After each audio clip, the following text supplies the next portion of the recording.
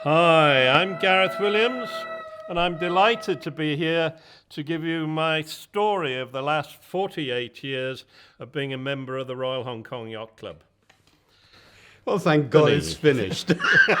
And actually, I must say, Gareth, that was my first time I came in contact with you, was when I heard this, what was it, Scotland the Brave or some, and I said, oh, what's happening? What is this? And people told me, oh, no, it's Gareth just practicing with his, Well, I on was, the boatyard. My mother was a very famous organist and pianist, and she was very concerned when the music master at school said, Gareth is wasting my time and your money, I think you ought to give it up.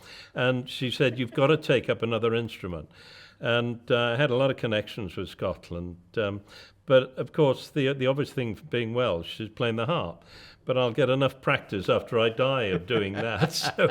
So And maybe some little wings. It was Jan Blau that got me onto it, actually. It was just, and he's not 100% Scots, so he's got more Scots blood than I have. The other thing that's quite interesting is digging up on all those people I've been interviewing is oftentimes people are known by another name that they're given name, and yours is not Gareth initially. Gareth is your second name. Right? Well, yes, I think it's because the whole family have all had middle name of Griffith.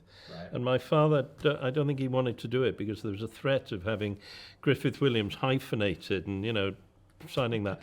So he conned his father saying he's Richard G. Williams. But he called me Gareth, so it went in the middle.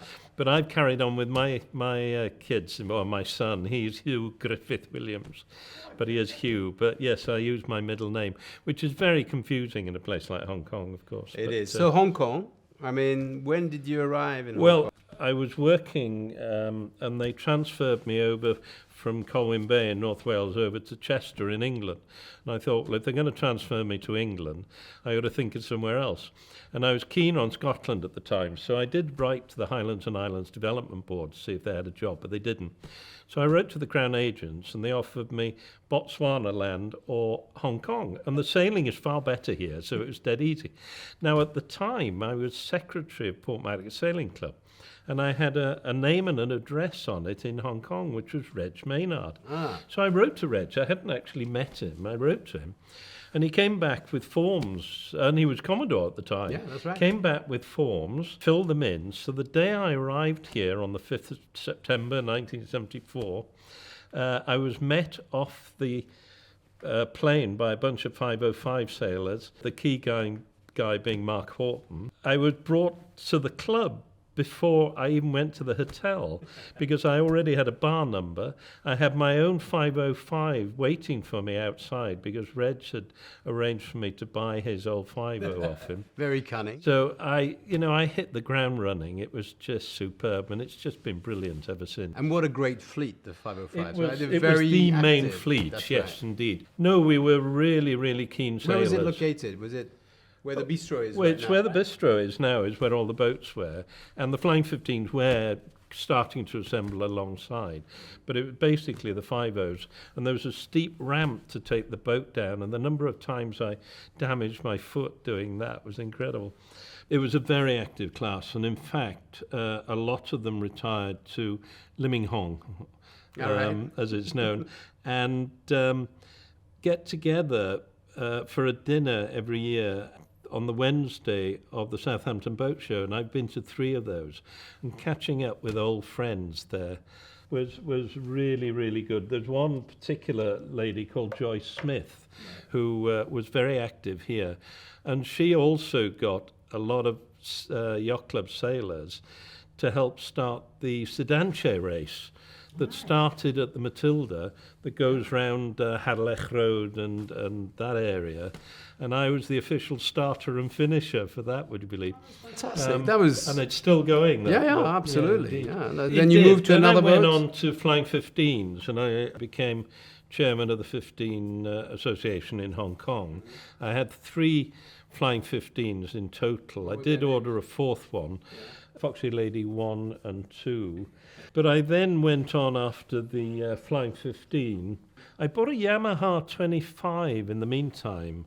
Oh, this was wings. Now, the reason for wings was that when I was here to start with, I had a big association with Roundtable in the UK, and I joined a Roundtable here and helped form a brand new one. And on Friday nights, for a charity event, we used to take over a bar in Wan Chai, and we called the discotheque Wings. So I thought we'll have to name the boat after Wings, and it's still around, and it's still called Wings. And it's still a floating discotheque. And it's, I wonder, yeah, it doesn't make too much noise these days. And then you moved on to a class that is very dear to me, which is the Echelles. The Echelles class, indeed. That was another coincidence, because I was changing in the club here, and somebody who had ordered a boat, ordered an Echelle, couldn't make it. In fact, he was leaving, so I took over his order and paid the rest of it. And you remember the number of the boat? The number was 35, and I think you 34. 34. 34. Sorry. Yeah. And you've taken it over, and I did. That was my first Echelle many moons ago. So at the same time, I tried to get my kids into sailing. Yeah. Larry's been really keen. She's done more mileage than I have. She sailed the Optimist, and I also had a laser there, and I called them Sunburst, Sunfire, and Sunbeam. So we had to get the sun on everybody. But Larry is still very keen on sailing. It's just been really good. So the Echelles, then you decided to move on to, is that Magics? Yes, and you indeed. were very active in the Magic fleet, right? No, indeed, I was chairman of the Magic fleet. But again, thank goodness to Henry Kay, absolutely wonderful man, and. Another legend of the club. Another legend of the club. And he was the one who introduced my wife, Diane, to me, funnily enough. So when was that? How long ago was that? That was a long time ago. It was about 20 years ago. He was going out of town, and he'd heard I'd sent my Flying 15 down for the World Championships in Australia. So he said, do you want to borrow my Magic? And I said, yeah, I'll give it a go. And that was the best thing I did for two reasons. One, I fell in love with the Magic. So I ordered one straight away. I ordered one, in fact, from while I was in Australia, because it suddenly made me realise that sailing around Shelter Cove was so good compared with the harbour, and also down in Australia made me realise that I ought to be out sailing in somewhere with decent winds.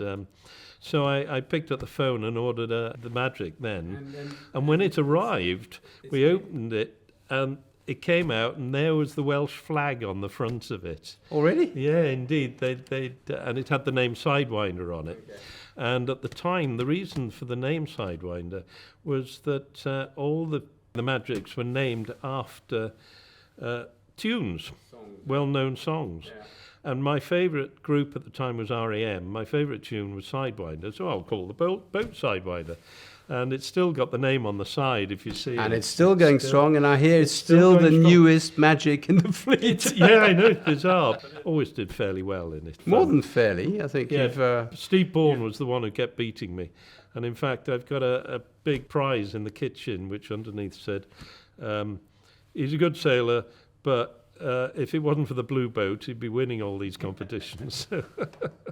Your involvement in the club was not just sailing, you also took on some race officering duties. You're a race officer on quite a few races. I try and help out when I can, whoever, wherever. And two of the things I've been doing a lot of. One is driving ribs around, as safety boats, even to the extent of being the rib on the back of the rowing race down in Stanley, would you believe? But I have been doing that. And I remember on one occasion on a Around the Island race, I just happened to be at the right time, in the right place, to help somebody who'd had a heart problem, put him on the rib, whipped him up here. We'd phoned the ambulance, got here, and the ambulance was here before we were. only in Hong Kong. It's fantastic. But apart from that, race officer duty, definitely. Doing all the pursuit races, because it is so complicated. And thank goodness I've got good backup with Di, who gets a team together who could keep their eye on various boats, so I know when to finish it. Now, the whole thing about pursuit races is that when we ran them in Colwyn Bay, for instance, the time would come for the finish, and you drop a buoy in front of the first boat. But not here. The race officers won't let me do that. I have to finish at a buoy as near to the time as possible. And I've always got it either within 30 seconds or certainly within 2 minutes of the official finish time. I've been so lucky. But it's having to use my mathematical mind to see how, the course we set up to start with and how many times we go around here. And it's quite an achievement when you see that the myriad of boats and sizes and shapes that we have and the sheer number, and to be able to do it within a few minutes. Who isn't overlapping anybody, indeed. So you've had an opportunity over nigh on 50 years of experiencing the club, and what is for you something you feel where the change, what you feel that the club is doing fantastically well or not, as the case may be? No, I do. It's the way Hong Kong has changed. When we first came here, the Brits all stuck together, even the French stuck together, the Chinese, the Indians, Asians, etc. We're all individual.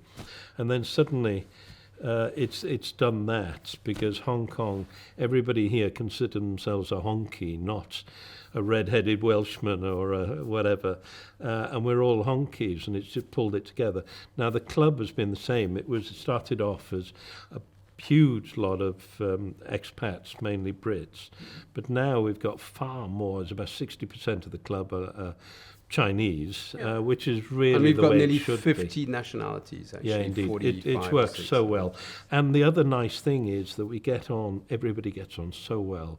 It doesn't matter whether you've got red hair or black hair or whatever. It just works so well. And it's a good social club. It's got so many facilities here that are comparable with some of the major other type of clubs in the world. It's still, we've kept the sailing going really well. Really well, and thank goodness. Well, that's because very important. There's some great races going on. And have you given up the bagpipe? Prize giving, we do turn up with a band of 10 or so with the drummers and the pipers to give it a bit of atmosphere, and that's so important. Well, it's certainly something. It's part now of the fabric of the club, the sound of the bagpipe, and you playing it, so to speak. Yeah, indeed. So I'd like to thank you for your time and for sharing your stories about the club with us. It's been an absolute pleasure. I'm so delighted to do this. And, thank you very much, Denise.